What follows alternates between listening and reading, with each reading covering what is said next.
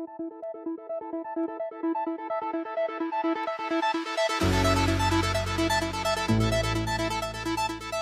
I'm delighted to be a part of this meeting. I've been looking forward to this for a while. It's always good to meet with certain groups and constituents of the university, and this is a very important one. I certainly would begin my remarks this morning by simply saying thank you for the work that you do every day, and thank you for your contribution to making Winston-Salem State one of the premier institutions in this country. It is because of your work and because of your efforts and because in many ways of your creativity and your willingness to come in and work and to be a part of this entire enterprise that makes this university such a special place. So I want to thank you for all that you do for this great university. I am always honored to be your chancellor. I am honored always to be a champion for you in trying to make sure that your working conditions are great, to make sure that we can get good compensation for you.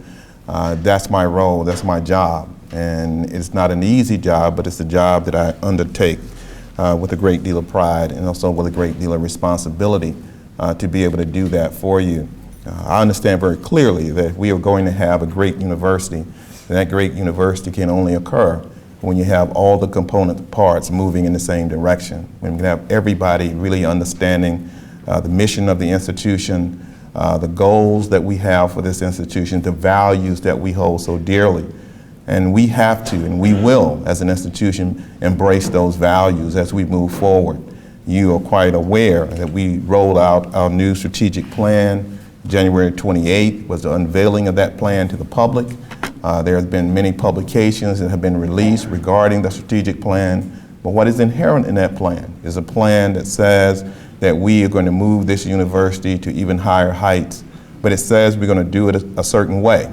It says that we're going to do it with a certain value system, that value system being around making sure that we can protect and honor and support all of our constituents. So when we talk about, and you see in the strategic plan about being student-centered, student-centeredness is not mutually exclusive from being faculty-centered or being staff-centered or being administration-centered. Those are not mutually exclusive kinds of terms. They all go together. If you're going to be student-centered, that means that you have to have a workforce and you have to have a support structure around those, that you also treat those individuals the same way that you treat students. And that's what we're about here at Winston-Salem State University. A strategic plan is one in which we are charting a course for a new direction, not a totally new direction. I think we're building upon the last strategic plan, and that last strategic plan yielded great results. The metrics that came out of that plan were extraordinary and had risen as we have elevated the status of this institution in the minds certainly of folks in general administration, but also in the state of North Carolina. And it's because of the work that you have done and everybody at this university that this university is now seen as being a great and a premier university. We're moving towards making sure that we can provide what we talk about very clearly is that educational experience. This is why it's important and why this meeting is important and why we're making sure that everybody is on the same page. As we begin to think about the direction that we want to go, it is really important that everybody in the organization understands very clearly that direction. And so as you look at the strategic plan, and I ask you very carefully to take a look at it, to read it and understand it, and if you have questions about it, you ask us and we'll be glad to kind of respond to that. But it is about creating an educational experience for our students. And so that means that we are concerned with every single entity that happens on campus. That is just not what happens in the classroom that's important, but it's what happens every moment that a student is on our campus. So the classroom is important, but the classroom is no more important than the dormitory. That's no more important than the other kinds of experiences that they have. That's no more important than when they walk across campus. How the campus look is extremely important. If we're going to be able to attract major donors and for people to contribute to our great university, then it has to look well and it has to look nice. Nothing will get in the way of $1 million donor if he or she walks on campus and the trash cans are overflowing. That's certainly going to impact how they perceive this university and what they think about it. So every person in here and every person at Winston-Salem State is important in moving us to making sure that we can provide those students with those wonderful educational experiences. And so as we begin to move forward, it is important that we begin to brace that collectively.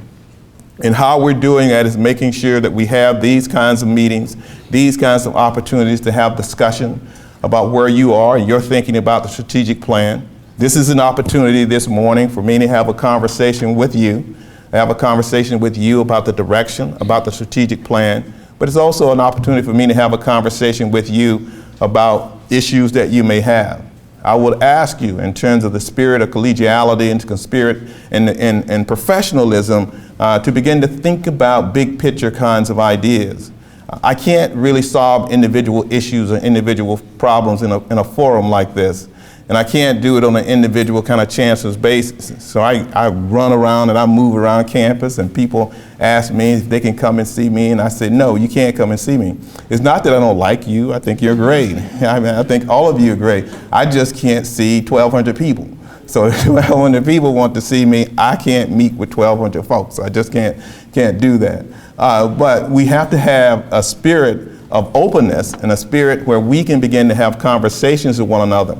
I have this grand vision that this really is an institution, not only is on a trajectory for greatness, but I have a grand vision that this institution is on a trajectory to be able to think differently, to think creatively, to be able to problem solve, to be able to come up with new and innovative ways of doing things across the board. I like to think that we're moving to a university where it's an ideas kind of driven university, and those ideas come from anywhere. Those ideas just don't come from faculty and staff and administrators. They come from anyone who has a vested interest in Winston-Salem State University. So if you have an idea about how we can do things better, then that idea ought to be taken into consideration. If you have a proposal about how we can work differently, more effectively, more efficiently, then those ideas should be taken seriously about us, and you should have a forum to be able to present those ideas. Well, we should not have a forum where everybody is complaining about what's going on. I tell folks, I tell students, I tell staff, I tell administrators, don't come to me complaining. Come to me with solutions and ideas based upon your own experience and your own perspective about what's going on. And then we can begin to do something about it. Then we can begin to make a difference collectively. We have to, in an organization, any wonderful, dynamic, flowing organization has the kind of interplay, out of the kind of interconnectivity where we hold each other accountable. We have to hold each other accountable. If you're in a work situation, whether you're in an office situation or whether you're in the grounds or housekeeping or wherever, we have a responsibility to hold one another accountable. We work together. If there are teams of 6 or 8 people, you know what happens when somebody doesn't come to work. It affects you. It affects your ability to do your job. And so you have to have some responsibility about how we can exercise some leadership around how we make that happen.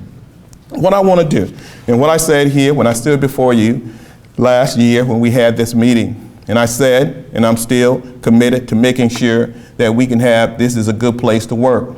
Part of having a great institution and a great organization is that. And we have to begin to take better care of ourselves. And I'm going to push you and ask you to do self-reflection in terms of self-care for you. We also have to do a better job in taking care of one another, looking out for one another.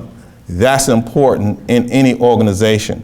But in order for us to get to the space that I think that we ought to be in, it's going to take some work. It's going to take some time. It's going to take believing in one another and trusting in one another. And that will go a long way towards alleviating a number of the issues and a number of problems that we have.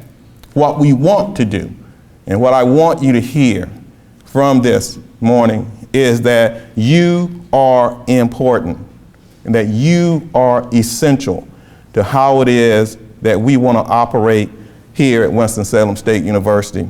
Let me just say a couple things about the strategic plan, and then I want to spend just a minute talking about how we want to go about our work, and then I think I'll be in a position to be able to open this up to questions, and I'll try to be as responsive as I can to the questions that you have. And we've actually have invited, and as you see, we have members of the executive team here, and they can assist me in answering questions or concerns that you may have. So what do we want to do in terms of this strategic plan? Well, what we want to do is to be able to provide students with this educational experience that prepares them for the 21st century and for 2020 and 2030. We're committed, and you will hear over and over as you look at the strategic plan, that we're committed to making sure that a student comes here and they have a wonderful liberal arts. We're expanding liberal arts into liberal education in terms of making sure that they get those essential kinds of skills that are necessary for them to be successful in the world. Now, that means that we are taking that experience outside of the classroom and extending it to each and every one of your areas. Each and every one of you now play a very important part in the education of the students here at Winston-Salem State University. Because what we want to happen is that as we talk about making sure that students have these essential skills, where their ability to problem solve and to think critically and analytically, the ability to work in teams, the ability to collaborate is so important in today's workforce, in today's society. When we went down this path almost 6 years ago, we knew, because we looked at the literature, not only that, we also looked at what was happening in the workforce, the changing, dynamic, global, technological driven society, information age. We began to ask folks, what are you looking for when you hire a student from Winston-Salem or a student from any college? And they said, I'm looking for students who can get in the space of be able to think on their feet, to be able to problem solve, to be able to work in teams and work in groups. And so as a result of that, it was an easy shift for us to move into making sure that we could provide students with this liberal education, because that was the perfect fit for what's happening in the workforce. And so as a result of that, what that means for us is that we are now extending opportunities for students to engage in those, to be able to practice those kinds of skills a number of times. Everywhere they go, not outside of the classroom, when you meet them, when you have a conversation with them, you are having a conversation and giving them an opportunity to deepen, to broaden those skills, and to enhance those skills. So your job extends beyond what you think it does. It creates an environment for students to thrive, an environment for students to feel safe, an environment for students to be able to practice these essential skills that we're talking about. So for us, I'm calling on staff to begin to think differently of how they interact with students, to begin to how can you create a partnership with students to deepen those learning experiences. Because the work that we have to do is a collective work, and we have to do that all together. None of us should be ashamed of doing any job. I guess that's the byproduct of me coming from Ivanhoe, North Carolina, coming from growing up in poverty. I understand the importance of work. I do anything. And so it's inexcusable for someone to walk around this campus and see a cup and not pick it up. That's not the job of the grounds folks. Yes, they have a responsibility to do that, but if you see a cup, why don't you just pick it up? We have to begin to be a part of this whole enterprise. I said the last time here, it is unconscionable that we have housekeeping and a person is cleaning one building. They could do one building if you and all of us would do work ourselves and not just wait for that person to come and empty the trash or do something. We can do some of that ourselves. This is not a unionized kind of environment.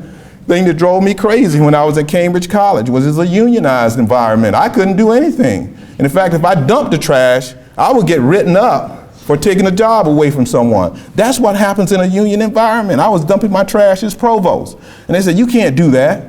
I said, why do you mean I can't do that? The trash can's full. Because that's somebody's job. And you're taking that job away from someone. And that's a union violation. Well, I hope it's not a union violation here. I hope everybody can dump their own trash. But it's about creating a culture that we're all in this together. So it's not just staff and faculty and administrators and students. It is about all of us having the kind of responsibility that we need to make this work. So students, when they go into the cafeteria, why in the world won't they take their plates up? Why do they leave their plates on the table?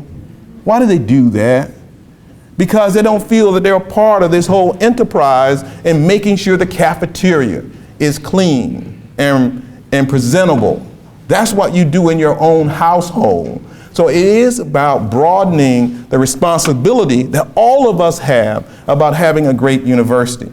And I hope that we can begin to move more and more into that space.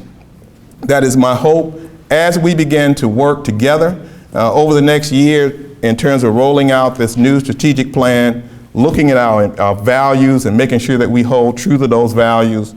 Every single thing that we do, every decision that we make, every hire that we make, every promotion that we make, every decision that we make about a new project, every decision that we make about what we want to prioritize comes out of the strategic plan.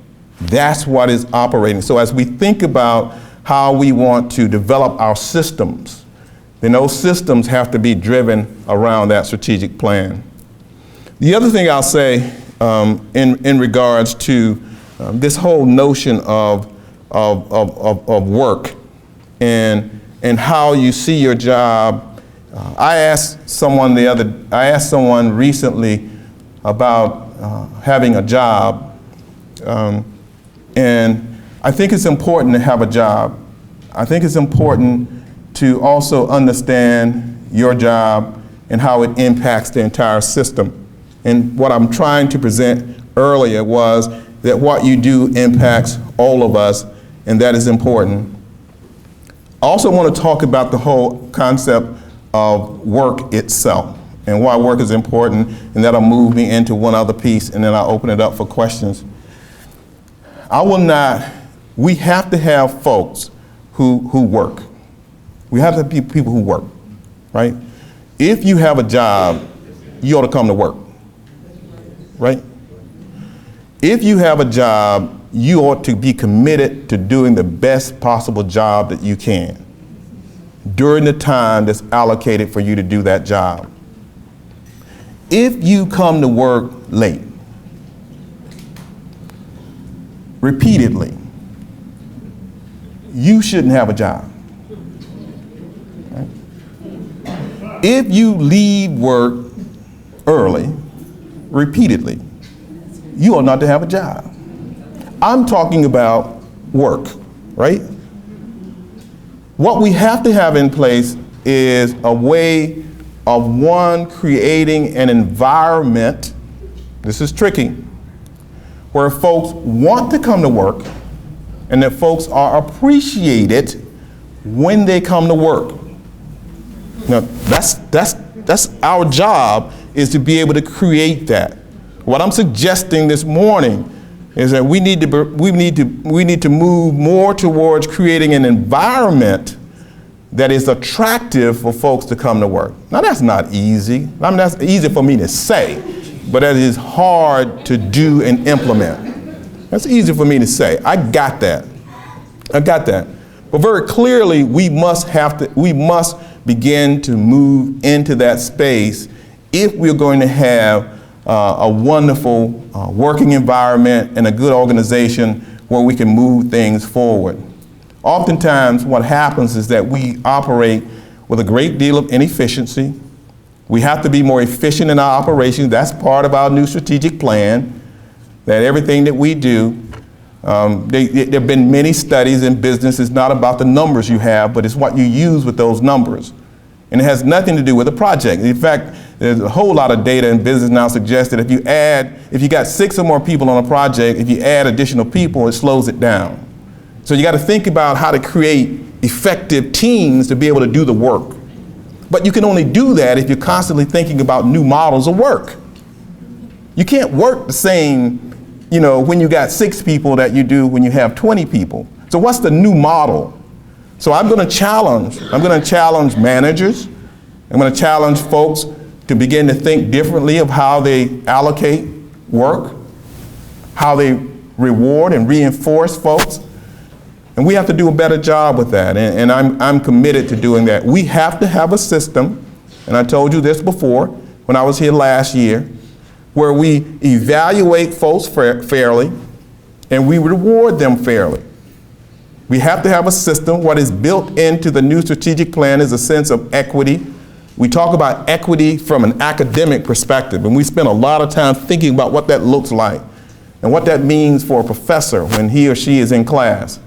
Well, what does equity look like when a manager is overseeing a unit? What does that look like? And how do you do that? And how do you manage that in a fair way where folks don't come away thinking that you are being non-objective and that you are playing favorites? How does that work in a system? So I'm committed to working with folks to be able to get into a real, important, and I've begun having conversations already of how we evaluate and assess performance, how we do that in a fair and equitable way across the board. I'm committed to beginning to do that. So some of the issues I think that that I hear, and as you guys can imagine, I hear almost everything. At some point, somebody's going to tell me something.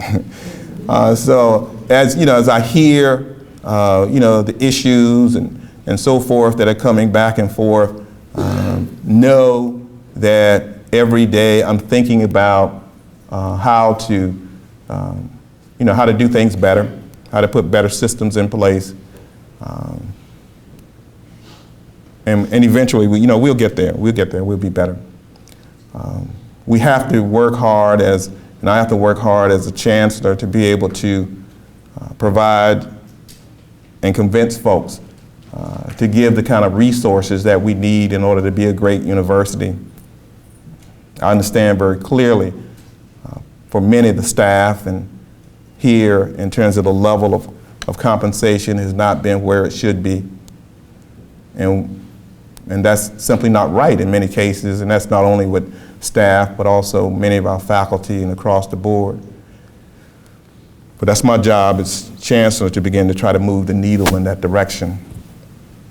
But I would ask, as we move forward, that we begin to have a real good sense of self-reflection of who we are and where we are and what we want to do. And we're about building trust, and we're about building commitment to workforce. I want you as much as possible waking up every day saying, I can't wait to get to work.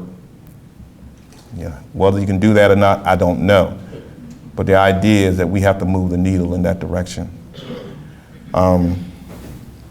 We're trying to, as I think about where we are as an institution and where we're trying to get, I want everybody to be, I want managers, directors, all the folks who oversee folks. I want all individual workers to feel like we're always thinking about your best interests, how we can help you grow and develop. I'm a growth person.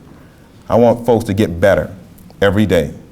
Every day that I've been on the planet, 10 years ago, I made a commitment to myself personally, that every day I was going to try to be better. So I said, I want to be better tomorrow than I am today. And I do that one day at a time. And I do that with every single thing of who I am and what I do. I do that as a father, as a husband, as a friend, as a human being, as part of this whole human race. I simply ask myself, can I be better tomorrow? And we're all moving in a growth perspective. And how do we do that? What I want is what's best for you to excel and to be at the top in terms of what your goals and aspirations are. And I want every single person sitting in this room to have amazing goals, simply amazing. And I am always amazed. I'm always excited when I see that happen. Joseph, stand up, Joseph. When we last summer, we're sitting at a table, I sat at a table with housekeeping, and somebody said, Chancellor sitting at a table with housekeeping. Well, you know, housekeeping works here too. Met with Joseph and talked about his work, talked about what he did, but he'd also talked about his fears about not having a job. He was temporary, right? He was temporary at the time. I don't know if I'm gonna, I don't know what's gonna happen, Chancellor. Tuesday, I walked into the Anderson Center. He was working in housekeeping, we were sitting around the table. Joseph had on his red jacket, and man, he looked clean. I want that red jacket, man. I gotta have that. Man, he was clean. He was clean. He was in the Anderson Center. We had folks coming in from the Rotary, and he was saying, welcome to the Anderson Center, and welcome to Winston-Salem State University. And I told him then, I told you I was proud of you then. I said, I'm proud of you, man. About growth, it's about getting there. Then he went on, and then he whispered in my ear about doing some philanthropic work. I said, oh my goodness. And so what we want to do is to be able to work with you in terms of the dreams that you have. That's what we do for every student. That's what we're going to do for, thank you, Joseph, and that's what we do for them.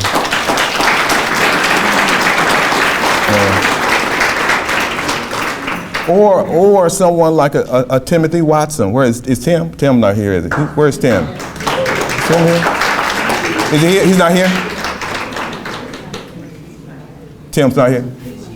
Oh, he's traveling. Or someone like a Timothy Watson, because Tim came by and gave me this wonderful, he said, Chancellor, I don't think you know like who I am. I don't think you know my skill set. I said, well, tell me who you are and tell me your skill set, And so he said, I can do this, I can do this, I can do this.